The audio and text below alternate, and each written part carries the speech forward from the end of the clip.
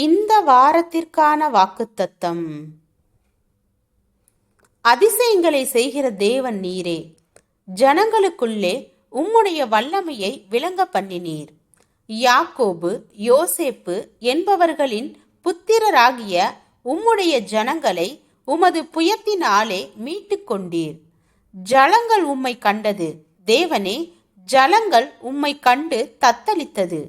ஆழங்களும் கலங்கினது, மேகங்கள் ஜலங்களை பொழிந்தது, ஆகாய மண்டலங்கள் முழக்கமிட்டது. உம்முடைய அம்புகளும் தெரிப்புண்டு பறந்தது. உம்முடைய குமுறலின் சத்தம் சுழல் காற்றில் முழங்கினது. மின்னல்கள் பூச்சக்கரத்தை பிரகாசிப்பித்தது. பூமி குலுங்கி அதிர்ந்தது. உமது வழி கடலிலும் உமது பாதைகள் திரண்ட தண்ணீர்களிலும் இருந்தது. உமது காலடிகள் தெரியப்படாமற் போயிற்று.